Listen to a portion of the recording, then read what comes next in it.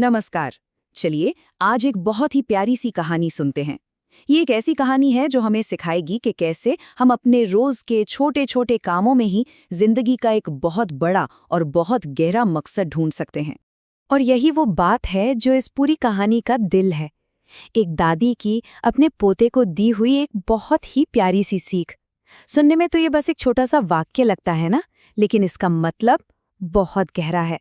तो चलिए मिलते हैं हमारी कहानी के हीरो से, रोहित। रोहित गोविंद नगर नाम के एक छोटे से शहर में रहता है और बहुत ही खुशमिजाज और कह सकते हैं हर चीज को जानने की इच्छा रखने वाला बच्चा है। रोहित की दुनिया बहुत सीधी सादी और खुशियों से भरी थी। खेतों में खेलना, पतंग उड़ाना, लेकिन सबसे ज्यादा उसे पसंद था अपनी दादी से कहानियां सुनना। और इन्हीं कहानियों ने उसके मन में एक बड़ा सवाल खड़ा कर दिया था। पता है, उसकी नजरों में भगवान किसी सुपर हीरो जैसे थे और वो ये जानने के लिए बेचैन रहता था कि आखिर ये सबसे बड़ी, सबसे ताकतवर शक्ति रहती कहाँ है। और फिर बहुत जल्द ही रोहित के सामने एक ऐसी सिचुएशन आई जिसने उसकी दादी की कही बातों को असल में एक कसौटी पर लाकर खड़ा कर दिया। सोचिए, एक सुबह स्कूल जाते हुए सड़क पर कुछ चमका। वो एक सिक्का था और उसे देखते ही रोहित के मन में सबसे पहला ख्याल आया, वाओ, इससे तो मिठाइयाँ आ सकती हैं या शायद एक नया खिलौना भी। पर ठीक तभी उसे अपनी दादी की वो बात याद आ गई, ईमानदारी।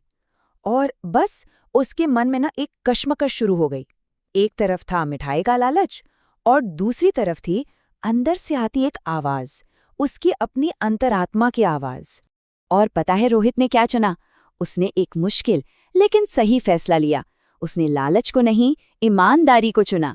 ये एक छोटा सा ही कदम था, पर यकीन मानिए ये बहुत मायने रखता था। जब दुकानदार ने उसकी तारीफ की ना, तो रोहित को बहुत अच्छा महसूस हुआ। उसे ये समझ आया कि जब हम कोई अच्छा काम करते हैं तो उसे पहचाना भी जाता है, उसकी कद्र भी होती है। ये एक ऐसा लम्हा है जहां रुककर सोचने वाली बात है ना? कि अगर वो सिक्का किसी और को मिलता तो क्या होता? क्योंकि असली परीक्षा तो तभी होती है जब कोई देख ना रहा हो। खैर, कहानी यहीं खत्म नहीं हुई। उसी दिन बाद में रोहित को अपनी दादी की सीख को असल में जीने का एक और मौका मिला। उसने देखा कि एक बेचारा दुबला पतला सा कुत्ता एक पेड़ की छांव में लेटा हुआ है। वो बहुत कमजोर और उदास लग रहा था। उसे देखकर ना रोहित का दिल भर आया, उसके मन में दया जाग उठी। और रोहित ने एक पल भी नहीं सोचा।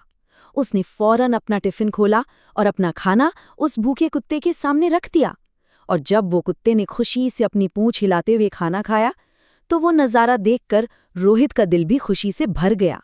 उस रात रोहित के दिन भर के कामों का, उसकी ईमानदारी और उसकी दया का नतीजा एक बहुत ही खूबसूरत और गहरे मतलब वाले सपने के रूप में सामने आया।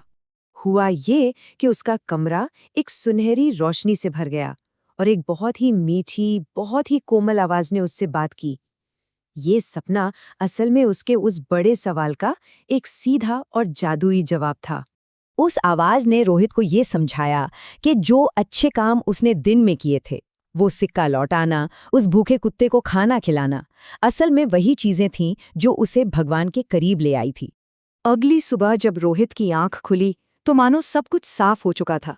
हर सवाल का जवाब मिल गया था। वो बहुत हल्का और खुश महसूस कर रहा था।